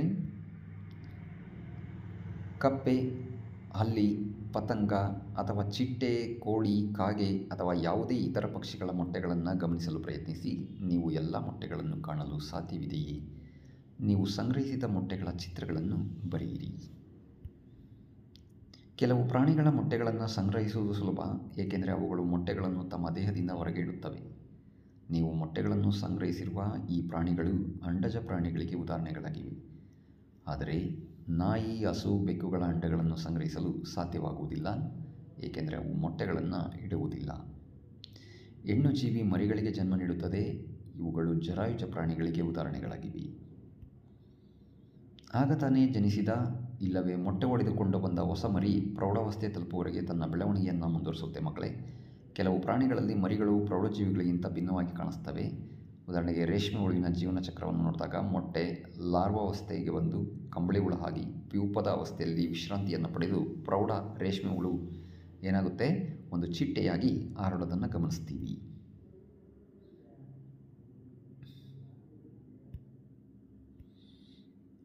ತೀವ್ರವಾದ ಬದಲಾವಣೆಗಳ ಮೂಲಕ ಪ್ರೌಢಾವಸ್ಥೆ ತಲುಪುವ ಲಾರ್ವಗಳ ರೂಪಾಂತರವನ್ನು ನಾವು ರೂಪ ಪರಿವರ್ತನೆ ಅಂತ ಕರಿತೀವಿ. 3 ನಿರ್ದಿಷ್ಟ ಹಂತಗಳನ್ನು ಗಮನಿಸ್ಬೋದು ಇದರಲ್ಲಿ. ಮೊಟ್ಟೆ, ಗೊದಮೊಟ್ಟೆ, ಪ್ರೌಢ. ಗೊದಮೊಟ್ಟೆಗಳು ಪ್ರೌಢಜೀವಿಗಿಂತ ಭಿನ್ನವಾಗಿ ಕಾಣುತ್ತವೆ. ವಯಸ್ಕರಲ್ಲಿ ಕಂಡುಬರುವ ಲಕ್ಷಣಗಳು ಮರಿಗಳಲ್ಲಿ ಕಂಡುಬರುವುದಿಲ್ಲ. ನಂತರ ಗೊದಮೊಟ್ಟೆಗಳಿಗೆ ಏನಾಗುತ್ತೆ, ತಮ್ಮ ಬಾಲವನ್ನು ಕಳೆದುಕೊಳ್ತವೆ. ಗೂಡಿನಿಂದ ಹೊರಹೊಮ್ಮುವ ಸುಂದರ ಚಿಟ್ಟೆಯನ್ನು ನೋಡ್ತೀವಿ ಮಕ್ಕಳೇ. ಗೊದಮೊಟ್ಟೆಗಳ ವಿಷಯದಲ್ಲಿ ಅವು ಕುಪ್ಪಳಿಸುವ ಮತ್ತು ಈಜುವ ಪ್ರೌಢ ಕಪ್ಪೆಗಳಾಗಿ ರೂಪಾಂತರಗೊಂಡಿರ್ತವೆ. ತೀವ್ರವಾದ ಬದಲಾವಣೆಗಳ ಮೂಲಕ ಪ್ರೌಢಾವಸ್ಥೆ ತಲುಪುವ ಲಾರ್ವಗಳ ರೂಪಾಂತರವನ್ನು ರೂಪ ಪರಿವರ್ತನೆ ಅಂತ ಕರಿತೀವಿ. ನಾವು ಬೆಳೆದಂತೆ ನಮ್ಮ ದೇಹದಲ್ಲಿ ಏನೇನು ಬದಲಾವಣೆಗಳಾಗ್ತವೆಂದು ಗಮನಿಸಿದ್ದೀರಾ? ನಾವು ರೂಪ ಪರಿವರ್ತನೆಗೆ ಒಳಗಾಗುತ್ತೇವೆಯೇ? ಖಂಡಿತ ಇಲ್ಲ. ಮಾನವರಲ್ಲಿ ವಯಸ್ಕರಲ್ಲಿ ಕಂಡುಬರುವ ದೇಹ ಭಾಗಗಳು ಜನನದ ಸಮಯದಿಂದಲೂ ಇರುತ್ತವೆ. ರೂಪ ಪರಿವರ್ತನೆಯನ್ನು ಕುರಿತು ವೀಕ್ಷಿಸಬಹುದಾದ ಯೂಟ್ಯೂಬ್ ಕೊಂಡಿ. ಮುಂದೆ ನಾವು ಅಲೈಂಗಿಕ ಸಂತಾನೋತ್ಪತ್ತಿ ವಿಧಗಳಲ್ಲಿ ಅಮೀಬಾದಲ್ಲಿ ಹೇಗೆ ಸಂತಾನೋತ್ಪತ್ತಿಯಾಗುತ್ತೆ ಎಂಬುದನ್ನು ಕಲಿಯೋಣ. ಅಮೀಬಾದಂಥ ಸೂಕ್ಷ್ಮಜೀವಿಗಳು ಮತ್ತು ಹೈಡ್ರಾದಂಥ ಸಣ್ಣ ಪ್ರಾಣಿಗಳಲ್ಲಿ ಸಂತಾನೋತ್ಪತ್ತಿ ಪ್ರಕ್ರಿಯೆ ಕಾಯಜ ರೀತಿಯಲ್ಲಾಗುತ್ತೆ. ದೇಹದ ಭಾಗ ಸಮವಿಭಾಜಕಗಳಾಗಿ ಪ್ರತಿ ಒಂದು ತಾಯಿ ಕೋಶದಿಂದ 2 ಕೋಶ ಅಮೀಬಾದಲ್ಲಿ ನಡೆದರೆ, ಹೈಡ್ರಾದಲ್ಲಿ ಮೊಗ್ಗಿನ ಬೆಳವಣಿಗೆಯ ಮೂಲಕ ತುಂಡಾಗಿ ಬೆಳವಣಿಗೆ ಹೊಂದುವುದನ್ನು ಗಮನಿಸ್ತೀವಿ. ಹೈಡ್ರಾದ ಶಾಶ್ವತ ಸ್ಲೈಡ್ಗಳನ್ನು ಪಡೆದುಕೊಂಡು ಮಸೂರ ಅಥವಾ ಸೂಕ್ಷ್ಮದರ್ಶಕವನ್ನು ಬಳಸಿ ನೋಡಿದಾಗ ಪೋಷಕ ದೇಹದಿಂದ ಯಾವುದಾದ್ರೂ ಉಬ್ಬುಗಳು ಮೂಡಿದವೋ ಇಲ್ಲ ಅನ್ನೋದನ್ನು ನೋಡ್ಕೊಂಡ್ಬಿಟ್ಟು ಸ್ಲೈಡ್ಗಳಲ್ಲಿ ನಾವು ನೋಡಿರ್ತಕ್ಕಂಥ ಉಬ್ಬುಗಳ ಸಂಖ್ಯೆಯನ್ನು ಎಣಿಸಿ ಆ ಉಬ್ಬುಗಳ ಗಾತ್ರವನ್ನು ಗಮನಿಸಿ ಆ ಪ್ರತಿಯೊಂದು ಉಬ್ಬಿರ್ತಕ್ಕಂಥ ಭಾಗ ಹೊಸ ಹೈಡ್ರಾ ಜೀವಿಯಾಗಿ ಬೆಳವಣಿಗೆಯನ್ನು ಹೊಂದುತ್ತದೆ. ಹೈಡ್ರಾದಲ್ಲಿ 1 ಅಥವಾ ಹೆಚ್ಚು ಉಬ್ಬುಗಳು ಇರ್ತವೆ. ಈ ಉಬ್ಬುಗಳು ಬೆಳೆಯುತ್ತಿರುವ ಹೊಸ ಹೈಡ್ರಾಗಳು, ಅವುಗಳನ್ನು ಮೊಗ್ಗು ಅಂತ ಕರಿತೀವಿ. ಈಸ್ಟ್ ಕೋಶಗಳಲ್ಲೂ ಸಹ ಮೊಗ್ಗುಗಳು ಇರುವುದನ್ನು ನಾವು ಗಮನಿಸ್ಬೋದು. ಹೈಡ್ರಾದಲ್ಲಿ ಕೂಡ ಹೊಸ ಹೈಡ್ರಾಗಳು ಒಂದೇ ಪೋಷಕ ಜೀವಿಯಿಂದ ಹೊರಹೊಮ್ಮುವ ಮೊಗ್ಗುಗಳ ಮೂಲಕ ಬೆಳೆಯುತ್ತವೆ. ಒಂದೇ ಪೋಷಕ ಜೀವಿಯನ್ನು ಮಾತ್ರ ಒಳಗೊಂಡಿರುವ ಈ ಪ್ರಕಾರದ ಸಂತಾನೋತ್ಪತ್ತಿಯನ್ನು ಅಲೈಂಗಿಕ ಸಂತಾನೋತ್ಪತ್ತಿ ಎಂದು ಕರೆಯಲಾಗುತ್ತದೆ. ಹೈಡ್ರಾದಲ್ಲಿ ಹೊಸ ಜೀವಿಯು ಮೊಗ್ಗುಗಳಿಂದ ಬೆಳೆಯುವುದರಿಂದ ಈ ರೀತಿಯ ಅಲೈಂಗಿಕ ಸಂತಾನೋತ್ಪತ್ತಿಗೆ ಮೊಗ್ಗುವಿಕೆ ಅಂತಲೂ ಕರಿತೀವಿ. ಹೈಡ್ರಾದಲ್ಲಿ ಮಗ್ಗುವಿಕೆಯನ್ನು ಕುರಿತು ವೀಕ್ಷಿಸಬಹುದಾದ ಯೂಟ್ಯೂಬ್ ಕೊಂಡಿ. ಮಕ್ಕಳೇ, ಆಲೋಚನೆ ಮಾಡಿ, ಅಮೀಬಾದಂತಹ ಏಕಕೋಶೀಯ ಜೀವಿಗಳಲ್ಲಿ ಸಂತಾನೋತ್ಪತ್ತಿಗಾಗಿ ಯಾವುದೇ ಪ್ರತ್ಯೇಕ ಅಂಗವಿರುವುದಿಲ್ಲ. ಹಾಗಾದರೆ ಅವು ಹೇಗೆ ಸಂತಾನೋತ್ಪತ್ತಿ ನಡೆಸುತ್ತವೆ? ಕಾಯಿಜ ರೀತಿಯ ಸಂತಾನೋತ್ಪತ್ತಿಯಲ್ಲಿ ಅಮೀಬಾ ಒಂದು ಏಕಕೋಶ ಜೀವಿಯಾಗಿದೆ. ತನ್ನ ಕೋಶ ಕೇಂದ್ರದ ವಿಭಜನೆಯಿಂದ 2 ಕೋಶ ಕೇಂದ್ರಗಳಾಗಿ ಪುನರುತ್ಪಾದನೆಯ ಪ್ರಕ್ರಿಯೆಯನ್ನು ಅದು ಪ್ರಾರಂಭಿಸುತ್ತೆ. ನಂತರ ಅದರ ದೇಹವನ್ನು 2 ಭಾಗಗಳಾಗಿ ವಿಭಾಗಿಸುತ್ತೆ. ಪ್ರತಿ ಭಾಗ ಒಂದೊಂದು ಕೋಶ ಕೇಂದ್ರವನ್ನು ಪಡೆಯೋದ್ರ ಮೂಲಕ ಅದು ತನ್ನ ಸಂತಾನೋತ್ಪತ್ತಿಯನ್ನು ನಿರ್ವಹಣೆ ಮಾಡ್ಕೊಳ್ತಾ ಹೋಗುತ್ತೆ. ಅಮೀಬಾದಲ್ಲಿನ ಸಂತಾನೋತ್ಪತ್ತಿಯನ್ನು ನಾವು ದ್ವಿವಿದಳನ ಅಂತೇಳಿ ಕರಿತೀವಿ. ಅಂತಿಮವಾಗಿ ಪೋಷಕ ಅಮೀಬಾದಿಂದ 2 ಅಮೀಬಾಗಳು ಹುಟ್ಟುತ್ತವೆ. ಈ ರೀತಿಯಾಗಿ ಒಂದು ಜೀವಿ 2 ಜೀವಿಗಳಾಗಿ ವಿಭಜನೆಯಾಗುವ ಮೂಲಕ ನಡೆಯುವ ಅಲೈಂಗಿಕ ಸಂತಾನೋತ್ಪತ್ತಿಯನ್ನು ದ್ವಿವಿದಳನ ಎಂದು ಕರೆಯಲಾಗುತ್ತೆ.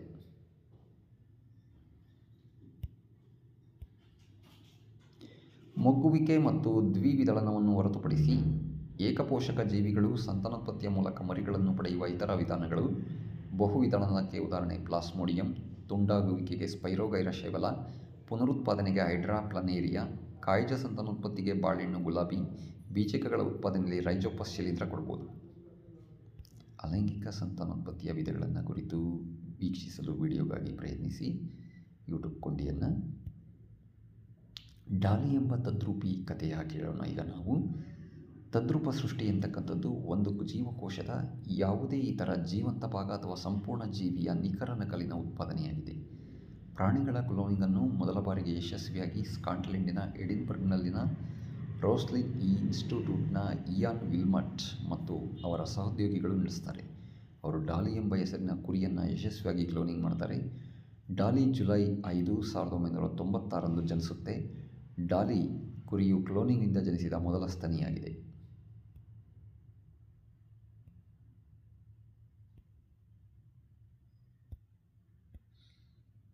ಡಾಲಿ ಎಂಬ ತದ್ರೂಪ ಸೃಷ್ಟಿ ಪ್ರಕ್ರಿಯೆಯಲ್ಲಿ ಹೆಣ್ಣು ಫಿನ್ಡಾರ್ಸೆಟ್ ಕುರಿಯ ಸ್ತನ್ಯ ಗ್ರಂಥಿಯಿಂದ ಒಂದು ಜೀವಕೋಶವನ್ನು ಸಂಗ್ರಹಿಸಲಾಗುತ್ತೆ.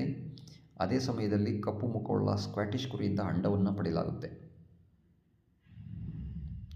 ಅಂಡದಿಂದ ಕೋಶ ಕೇಂದ್ರವನ್ನು ತೆಗೆದುಹಾಕಲಾಗುತ್ತೆ. ನಂತರ ಫಿನ್ಡಾರ್ಸೆಟ್ ಕುರಿಯ ಸ್ತನ್ಯ ಗ್ರಂಥಿ ಕೋಶದ ಕೋಶ ಕೇಂದ್ರವನ್ನು ಕಪ್ಪು ಮುಖದ ಸ್ಕಾಟಿಷ್ ಕುರಿಯ ಅಂಡಾಣುವೊಳಗೆ ಸೇರಿಸಲಾಗುತ್ತೆ. ಹೀಗೆ ತಯಾರಿಸಿದ ಅಂಡಾಣುವು ಕಪ್ಪು ಮುಖದ ಸ್ಕ್ವಾಟಿಷ್ ಕುರಿಯ ಗರ್ಭಾಶಯದಲ್ಲಿ ಅಳವಡಿಸಲ್ಪಡುತ್ತೆ.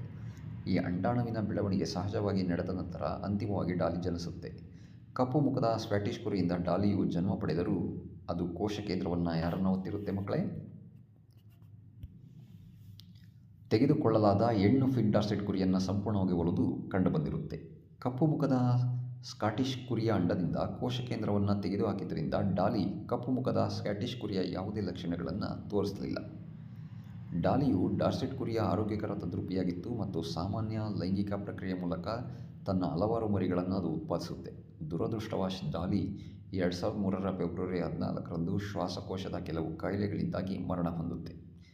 ಡಾಲಿಯ ನಂತರ ತದ್ರೂಪಿಗಳನ್ನು ಸೃಷ್ಟಿಸಲು ಹಲವಾರು ಪ್ರಯತ್ನಗಳನ್ನು ಮಾಡಲಾಗಿದೆ. ಆದಾಗ್ಯೂ ಅವುಗಳಲ್ಲಿ ಅನೇಕವು ಜನನದ ಮೊದಲು ಸಾಯುತ್ತವೆ ಅಥವಾ ಹುಟ್ಟಿದ ನಂತರ ಸಾಯುತ್ತವೆ.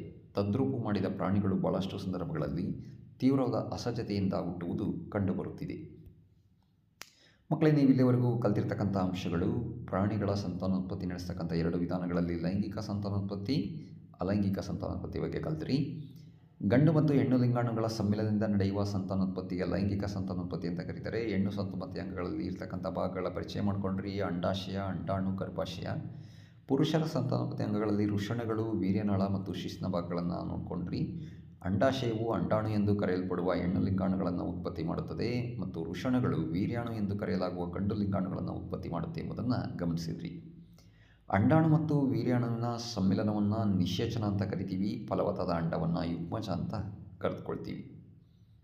ಹೆಣ್ಣು ದೇಹದಲ್ಲಿ ನಡೆಯುವ ನಿಷೇಚನ ಆಂತರಿಕ ನಿಷೇಚನ. ಇದನ್ನು ಮನುಷ್ಯರು ಮತ್ತು ಕೋಳಿಗಳು, ಹಸುಗಳು, ನಾಯಿಗಳಂತಹ ಇತರ ಪ್ರಾಣಿಗಳಲ್ಲಿ ಕಾಣ್ತೀವಿ. ಹೆಣ್ಣಿನ ದೇಹದ ಹೊರಗೆ ನಡೆಯುವ ನಿಷೇಚನ ಬಾಹ್ಯ ನಿಷೇಚನ ಅಂತ ಕರಿತೀವಿ. ಕಪ್ಪೆ ಮೀನು, ನಕ್ಷತ್ರ ಮೀನುಗಳಲ್ಲಿ ಸಾಮಾನ್ಯವಾಗಿ ಕಾಣ್ತೀವಿ. ಯುಗ್ಮಜ ಮತ್ತೆ ವಿಭಜನೆಗೊಂಡು ಭ್ರೂಣ ಆಗಿ ಬೆಳೆಯುತ್ತೆ. ಭ್ರೂಣ ಮತ್ತಷ್ಟು ಬೆಳವಣಿಗೆ ಹೊಂದಲು ಗರ್ಭಕೋಶದ ಭಿತ್ತಿಯಲ್ಲಿ ನಾಟಿಕೊಳ್ಳುತ್ತೆ. ದೇಹದ ಎಲ್ಲ ಭಾಗಗಳನ್ನು ಗುರುತಿಸಬಹುದಾದ ಭ್ರೂಣದ ಹಂತವನ್ನು ನಾವು ಪಿಂಡ ಅಂತ ಕರಿತೀವಿ. ಮರಿಗಳಿಗೆ ಜನ್ಮ ನೀಡುವ ಮನುಷ್ಯರು, ಹಸು, ನಾಯಿಗಳಂಥ ಪ್ರಾಣಿಗಳನ್ನು ಜರಾಯುಜ ಪ್ರಾಣಿಗಳು ಅಂತ ಗುರುತಿಸ್ತೀವಿ. ಮೊಟ್ಟೆಡುವ ಕೋಳಿ, ಕಪ್ಪೆ, ಹಲ್ಲಿ, ಚಿಟ್ಟೆ ಮುಂತಾದ ಪ್ರಾಣಿಗಳನ್ನು ಅಂಡಾಯುಜ ಅಂತ ಕರಿತೀವಿ. ತೀವ್ರ ಬದಲಾವಣೆ ಮೂಲಕ ಪ್ರೌಢಾವಸ್ಥೆಯನ್ನು ತಲುಪುವ ಲಾರ್ವಗಳು ರೂಪಾಂತರ ಹೊಂದುತ್ತವೆ. ಅದಕ್ಕೆ ರೂಪ ಪರಿವರ್ತನೆ ಅಂತ ಕರಿತೀವಿ. ಏಕೈಕ ಪೋಷಕ ಜೀವಿಯನ್ನು ಮಾತ್ರ ಒಳಗೊಂಡಿರ್ತಕ್ಕಂಥ ಸಂತಾನೋತ್ಪತ್ತಿ ಪ್ರಕಾರವನ್ನು ಅಲೈಂಗಿಕ ಸಂತಾನೋತ್ಪತ್ತಿ ಅಂತ ಕರಿತೀವಿ. ಹೈಡ್ರಾದಲ್ಲಿ ಮರಿ ಹೈಡ್ರಾಗಳು ಮೊಗ್ಗುಗಳಿಂದ ಬೆಳೆದರೆ ಅಲೈಂಗಿಕ ಸಂತಾನೋತ್ಪತ್ತಿಯ ಈ ವಿಧಾನವನ್ನು ಮೊಗ್ಗುವಿಕೆ ಅಂತ ಕರಿತೀವಿ. ಅಮೀಬಾ ತನ್ನ ಕೋಶವನ್ನು ತಾನೇ 2 ಭಾಗಗಳಾಗಿ ವಿಭಜಿಸಿಕೊಳ್ಳೋದ್ರ ಮೂಲಕ ಸಂತಾನೋತ್ಪತ್ತಿ ಮಾಡುತ್ತೆ. ಈ ರೀತಿಯ ಅಲೈಂಗಿಕ ಸಂತಾನೋತ್ಪತ್ತಿಯನ್ನು ದ್ವಿವಿದಳನ ಅಂತ ಕರಿತೀವಿ. ಮಕ್ಕಳೇ, ಸರಿಯಾದ ಆಯ್ಕೆಯನ್ನು ಆರಿಸಿ. ಒಂದು ಗುದಮೊಟ್ಟೆ ಈ ಪ್ರಕ್ರಿಯೆ ಮೂಲಕ ವಯಸ್ಕ ಕಪ್ಪೆಯಾಗಿ ಬೆಳೆಯುತ್ತದೆ. ನಿಷೇಚನ, ರೂಪ ಪರಿವರ್ತನೆ. ನಾಟುವಿಕೆ, ಮೊಗ್ಗುವಿಕೆ, ರೂಪ ಪರಿವರ್ತನೆ ಸರಿಯಾದ ಉತ್ತರ ಆಗಿರುತ್ತೆ. ಈ ಕೆಳಗಿನ ಹೇಳಿಕೆಗಳು ಸರಿಯೇ ತಪ್ಪೇ? ಸರಿಯಿದ್ದಲ್ಲಿ ಟಿ ಅಂತ, ತಪ್ಪಿದ್ದಲ್ಲಿ ಎಫ್ ಅಂತ ಸೂಚಿಸಿ. ಕಪ್ಪೆಯಲ್ಲಿ ಬಾಹ್ಯ ನಿಷೇಚನ ನಡೆಯುತ್ತೆ, ಸರಿಯಾಗಿದೆ. ಅಮೀಬಾ ಮೊಗ್ಗುವಿಕೆ ಮೂಲಕ ಸಂತಾನೋತ್ಪತ್ತಿ ನಡೆಸುತ್ತೆ, ತಪ್ಪು. ಅಲೈಂಗಿಕ ಸಂತಾನೋತ್ಪತ್ತಿಯಲ್ಲಿಯೂ ನಿಷೇಚನ ಅಗತ್ಯವಾಗಿದೆ, ತಪ್ಪು. ದ್ವಿವಿದಳನ ಅಲೈಂಗಿಕ ಸಂತಾನೋತ್ಪತ್ತಿಯ ಒಂದು ವಿಧವಾಗಿದೆ, ಸರಿ. ಪದಬಂಧವನ್ನು ಪೂರ್ಣಗೊಳಿಸಿ. ಕೊಟ್ಟಿರ್ತಕ್ಕಂಥ ಸುಳಿವುಗಳಲ್ಲಿ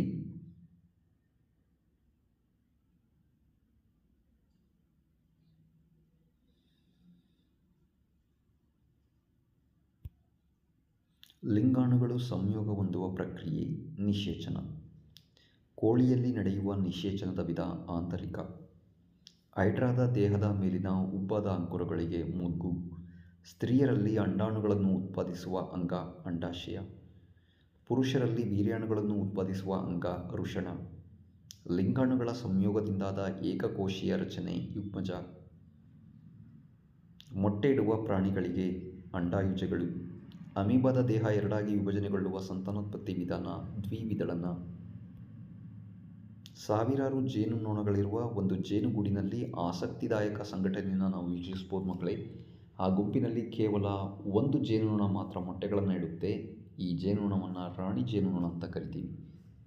ಎಲ್ಲ ಇತರ ಹೆಣ್ಣು ಜೇನುನೊಣಗಳು, ಕಾರ್ಮಿಕ ಜೇನುನೊಣಗಳು ಜೇನುಗೂಡನ್ನು ನಿರ್ಮಿಸುವುದು ಅವುಗಳ ಮುಖ್ಯ ಕೆಲಸ. ಮರಿಗಳನ್ನು ನೋಡಿಕೊಳ್ಬೇಕು ಮತ್ತು ರಾಣಿ ಜೇನುನೊಣವನ್ನು ಆರೋಗ್ಯವಂತವಾಗಿಡಲು ಸಮರ್ಪಕವಾಗಿ ಆಹಾರವನ್ನು ನೀಡಬೇಕು. ಇದರಿಂದ ಅದು ಮೊಟ್ಟೆಗಳನ್ನು ಇಡಲಿಕ್ಕೆ ಸಾಧ್ಯ ಆಗುತ್ತೆ. ರಾಣಿ ಜೇನುಗಳು ಸಾವಿರಾರು ಮೊಟ್ಟೆಗಳನ್ನು ಇಡುತ್ತೆ. ನಿಷೇಚನಗೊಂಡ ಮೊಟ್ಟೆಗಳು ಹೆಣ್ಣು ಹುಳಗಳಾದರೆ, ನಿಷೇಚನಗೊಳ್ಳದ ಮೊಟ್ಟೆಗಳು ಡ್ರೋನ್ಸ್ ಎಂದು ಕರೆಯಲ್ಪಡುವ ಗಂಡುಗಳಾಗಿ ಮರಿಯಾಗುತ್ತವೆ. ಮೊಟ್ಟೆಗಳಿಗೆ ಕಾವು ಕೊಡಲು ಜೇನುಗೂಡಿನೊಳಗೆ ಸುಮಾರು 35 ಡಿಗ್ರಿ ಸೆಲ್ಸಿಯಸ್ ತಾಪಮಾನ ಕಾಪಾಡಿಕೊಳ್ಳುವುದು ಕೆಲಸಗಾರ ಜೇನುನೊಣಗಳ ಕಾರ್ಯವಾಗಿದೆ. ಮಾನವ ದೇಹದಲ್ಲಿ ಅಂತಃಸ್ರಾವಕ ಗ್ರಂಥಿಗಳನ್ನು ಗುರುತಿಸಿ ಮಕ್ಕಳೇ. ಪಿಟ್ಯುಟರಿ ಗ್ರಂಥಿ, ಥೈರಾಯ್ಡ್ ಗ್ರಂಥಿ, ಅಡ್ರಿನಲ್ ಗ್ರಂಥಿ, ಮೇದೋಜೀರಕ ಗ್ರಂಥಿ. ಜನನ ಗ್ರಂಥಿಗಳಲ್ಲಿ ಸ್ತ್ರೀಯರಲ್ಲಿ ಅಂಡಾಶಯ, ಪುರುಷರಲ್ಲಿ ವೃಷಣಗಳಲ್ಲಿ ಉತ್ಪತ್ತಿಯಾಗ್ತಕ್ಕಂಥ ಗ್ರಂಥಿಗಳು. ಕೆಳಗಿನವುಗಳ ಬಗ್ಗೆ ಸಂಕ್ಷಿಪ್ತ ಟಿಪ್ಪಣಿ ಬರೆಯಿರಿ. ಹದಿಹರೆಯದವರ ಪೋಷಣಾ ಅಗತ್ಯಗಳು, ವೈಯಕ್ತಿಕ ನೈರ್ಮಲ್ಯ, ದೈಹಿಕ ವ್ಯಾಯಾಮ. ನಿಮ್ಮ ತಿಳುವಳಿಕೆಯನ್ನು ನೀವೇ ಪರಿಶೀಲಿಸಿಕೊಳ್ತೀರಾ. ಸಂತಾನೋತ್ಪತ್ತಿ ಎಂದರೇನು? ಸಂತಾನೋತ್ಪತ್ತಿ ವಿಧಗಳನ್ನು ತಿಳಿಸಿ. ಸಸ್ಯಗಳಲ್ಲಿ ನಡೆಯುವ ಅಲೈಂಗಿಕ ಸಂತಾನೋತ್ಪತ್ತಿ ವಿಧಗಳನ್ನು ಹೆಸರಿಸಿ, ಅವುಗಳಿಗೆ ಒಂದೊಂದು ಉದಾಹರಣೆ ಕೊಡಿ. ಸಸ್ಯಗಳಲ್ಲಿ ನಡೆಯುವ ಲೈಂಗಿಕ ಸಂತಾನೋತ್ಪತ್ತಿ ಹಂತಗಳನ್ನು ಹೆಸರಿಸಿ. ಪ್ರಾಣಿಗಳಲ್ಲಿ ನಡೆಯುವ ಅಲೈಂಗಿಕ ಸಂತಾನೋತ್ಪತ್ತಿ ವಿಧಗಳನ್ನು ಹೆಸರಿಸಿ, ಅವುಗಳಿಗೆ ಒಂದೊಂದು ಉದಾಹರಣೆ ಕೊಡಿ. ಕೆಳಗಿನವುಗಳ ಚಿತ್ರ ಬರೆದು ಭಾಗಗಳನ್ನು ಗುರುತಿಸಿ. ಗಂಡು ಸಂತಾನೋತ್ಪತ್ತಿ ಅಂಗ, ಹೆಣ್ಣು ಸಂತಾನೋತ್ಪತ್ತಿ ಅಂಗ. ಪ್ರೌಢಾವಸ್ಥೆಯಲ್ಲಿನ ದೈಹಿಕ ಮತ್ತು ಮಾನಸಿಕ ಬದಲಾವಣೆಗಳನ್ನು ತಿಳಿಸಿ. ಹದಿಹರೆಯದವರ ಪೋಷಣಾಗತ್ಯ ಮತ್ತು ಆರೋಗ್ಯಕರ ಅಭ್ಯಾಸಗಳ ಕುರಿತು ಪಟ್ಟಿ ಬರೆಯಿರಿ. ಮಕ್ಕಳೇ, ತಾವೆಲ್ಲರೂ ಇದುವರೆಗೂ ಸಂತಾನೋತ್ಪತ್ತಿ ಪ್ರಾಣಿಗಳಲ್ಲಿ ಹೇಗೆ ನಡೆಯುತ್ತೆ ಎಂಬುದರ ಬಗ್ಗೆ ಅಭ್ಯಾಸ ಮಾಡಿಕೊಂಡಿರಾ. ತಮ್ಮೆಲ್ಲರಿಗೂ ಒಳ್ಳೆಯದಾಗಲಿ. ಧನ್ಯವಾದಗಳು.